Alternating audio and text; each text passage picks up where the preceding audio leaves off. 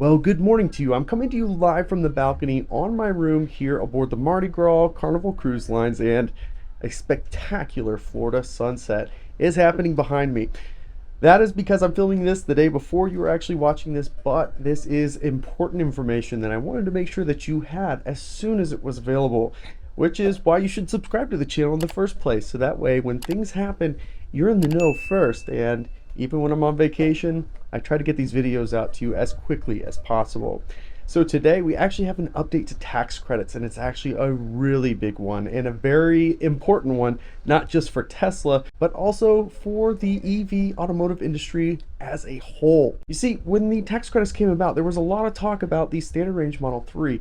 The battery came from CATL over in China and would not qualify for the full tax credit. The only thing that wasn't understood is, are the critical minerals qualified, or possibly are the components qualified? So could it get a partial credit? We later found out, of course, it does get a partial credit, $3,750. Just a couple of weeks ago, we finally had the return of the long-range Model 3, but it is coming with a new LFP battery as well, and it would be getting a $3,750 credit also. That is until today.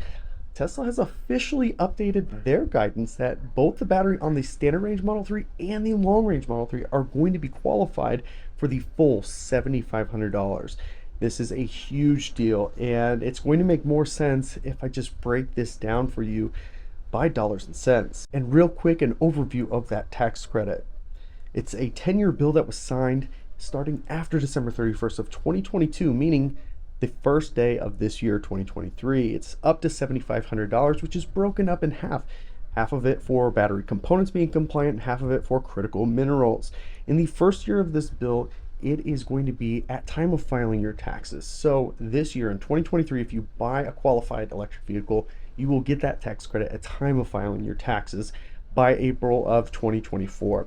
The second year and all the way through the 10th year, it will be at time of purchase.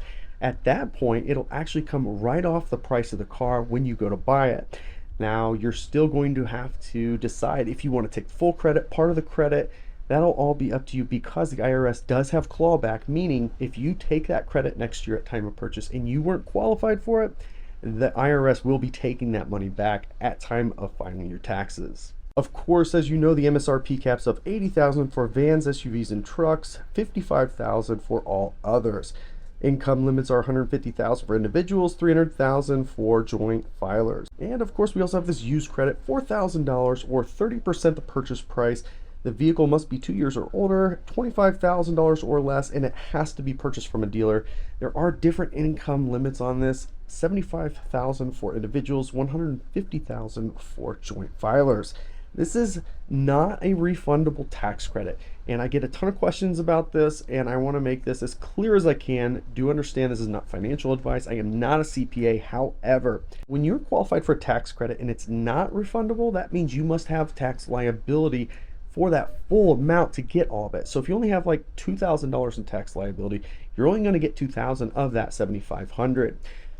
Do not get tax return and tax liability confused. And this is where a lot of you are making some big mistakes on your assumptions. Whether or not you get a tax return at the end of the year, that is not your tax liability. That's just at the end of the year doing a true up, so to speak. So I paid this much in taxes over the year, which means I overpaid by this much. That's your refund. Throughout the year in your paycheck, you are paying taxes. Every time your paycheck comes, if you're a W-2 employer, you will get taxes taken out of your check automatically. That is your tax liability. So just for simplicity's sake, again, I am not a CPA, but assume you have zero deductions and you decided not to take the standard deduction. Just for simple math, if you were filing joint with a married partner and you both brought in $100,000 combined household income, you're in the 22% tax bracket. That doesn't sound like a lot of money, but you have $22,000 in tax liability. $22,000, that is your tax liability. Now, of course, you have deductions and things that you're going to write off at the end of the year that brings that number down, but that is your tax liability, not whether you get a tax refund or not at the end of the year. That is completely separate. So when you look at this now, with the Model 3 being qualified on all trims, that means all Tesla Model 3s, all Tesla Model Ys are going to be qualified for the full $7,500 tax credit. Again, assuming you also qualify. The standard range Model 3 at $40,240 is now going to come in at $32,740. The long range, it's going to bring it down to $39,740. So those two models are going to be under $40,000. The performance, $45,740 after that $7,500 tax credit. And over on the Model Y, $39,990 for the all-wheel drive, $42,990 for the long range, and the performance at $46,990. And this is where things get kind of crazy, because with the $3,750 tax credit, the Model 3 to a Model Y jump was actually pretty small. And for the long range version, if you factored in the current return of the long range Model 3, it was actually $500 more expensive to buy a long range Model 3 than it was to buy a long range Model Y. That has since changed, and now the gaps start to make a lot more sense. The standard range is now $7,250 cheaper than the Model Y all-wheel drive, the long range $3,250, and the performance $1,250. So now that gap is there again, and that was a big issue for the Model 3. It was kind of an awkward space because it was more expensive to get a long-range Model 3 than a long-range Model Y, so it didn't make a lot of sense. So now that these tax credits have been adjusted, this really changes things and starts to make the Model 3 start to make sense again. Of course, we are waiting on Project Highland to roll out any day now, and that will definitely change some of the demand for the Model 3 as well.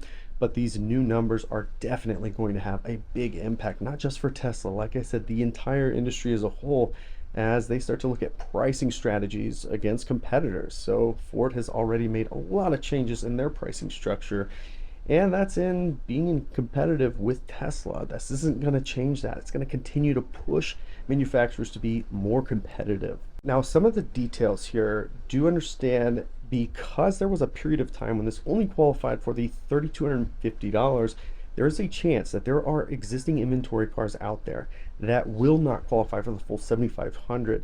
This has not been made clear. There are no details about this, so just understand there is a chance that if you picked up a car today, it may not qualify for the full $7,500. It may be that $3,750. So my advice right now is to do this. You can go through the details on Tesla's website, and what you can do is click this request callback. Then they'll give you a call back, or if you have a car on order and you get a VIN, call your advisor and find out for sure, do I have a vehicle that's qualified completely for that $7,500? I cannot tell you if it is or isn't. Only Tesla will be able to give you that guidance, and you're going to want to make sure 100%. So with all of that, that is your breaking news today. I hope that you enjoyed this video. Thanks so much for joining us, and catch you next time.